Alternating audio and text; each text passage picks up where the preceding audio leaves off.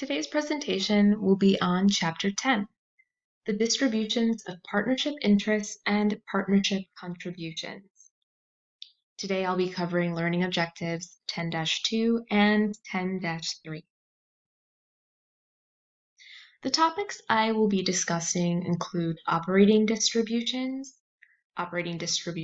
of money only, as well as operating distributions that include property other than money.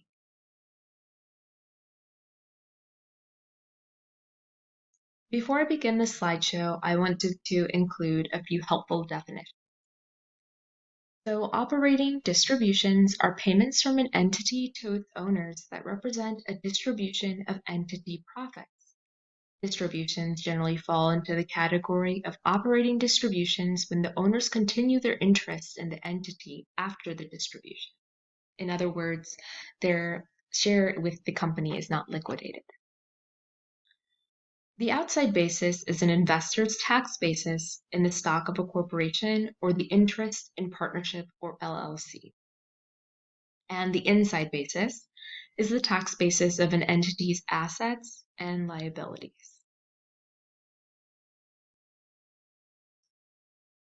So first topic we're discussing are operating distributions.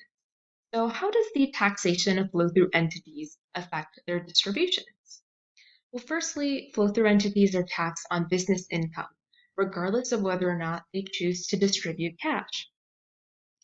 Partners may be prompted to make these distributions to meet tax payments on their shares of business income. And sometimes they can decide on the timing and amount of the cash distribution. But other times, the amount and timing are outlined in a predetermined contract.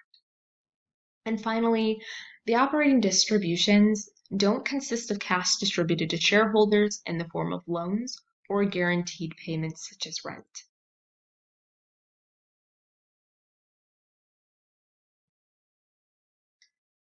The next topic I'll be discussing are monetary distributions. So with monetary distributions, partners generally don't recognize losses on cash distributions. Nor would they normally recognize gains or losses when they receive operating distributions. After the distribution, the partner reduces the outside basis by the amount of the distribution and reduces the inside basis by the amount of any property distributed.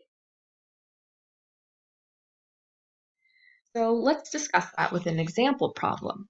So suppose this corporation makes its first distribution on December 31st, 2020.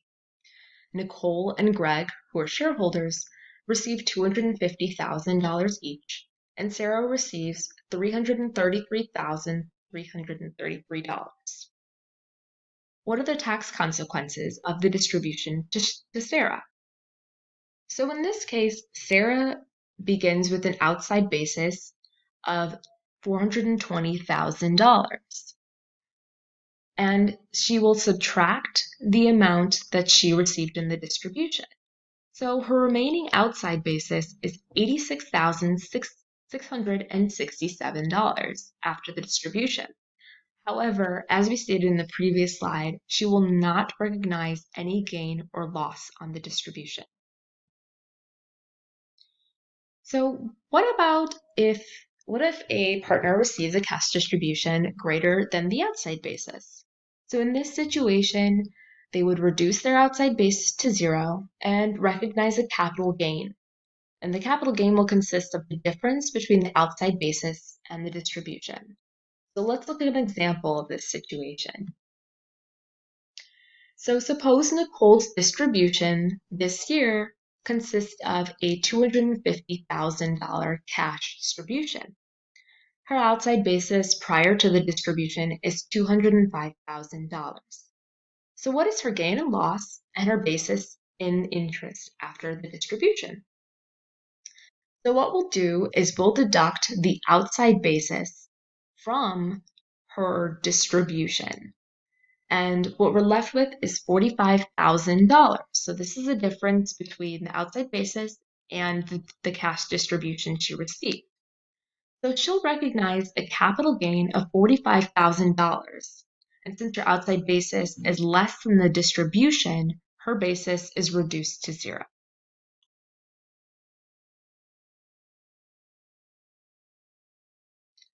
So the third final topic is operating distributions that include property other than money.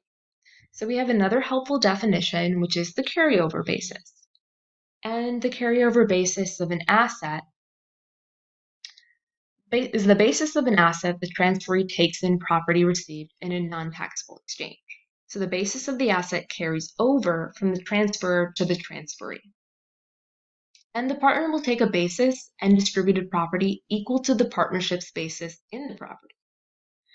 So how does a company go about allocating the outside basis to the bases of distributed assets? Well, there are two steps to the process. The first step includes an allocation of outside basis to cash received, and then the rest goes to other property as the carryover basis. The second step means that the remaining amount after step one is the partner's outside basis. So let's take a look at an example of how we would play out these two steps.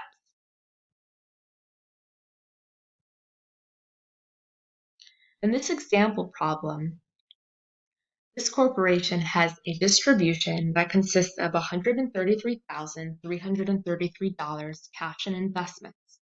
They have a fair market value of $200,000 and an adjusted basis of $115,000.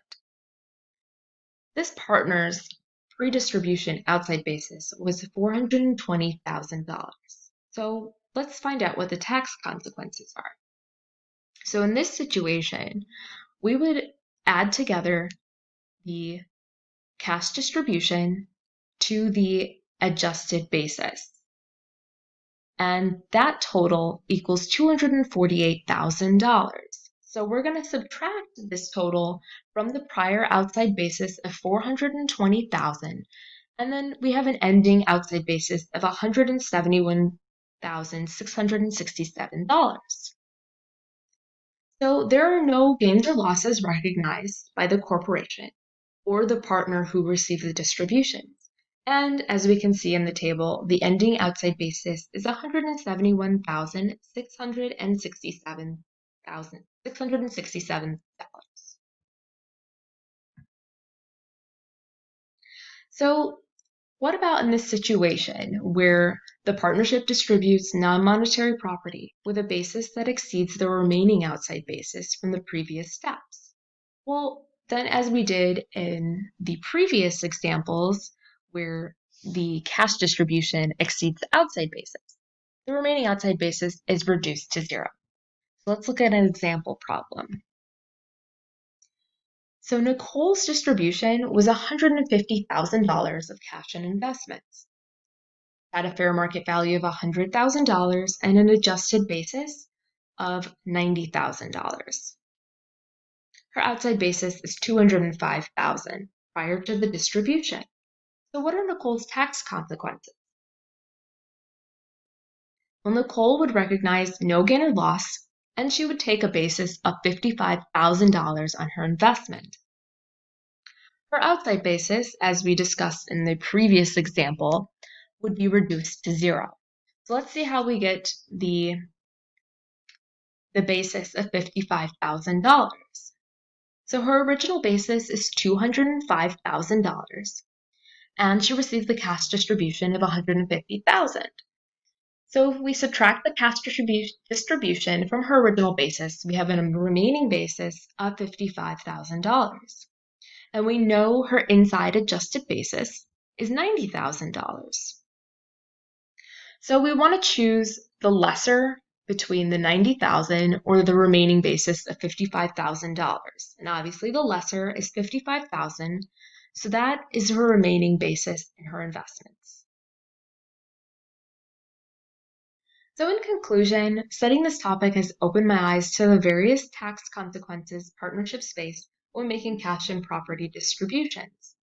The changes in bases, as well as the character of gains and losses, can vary in these transactions depending on the amount of the distribution.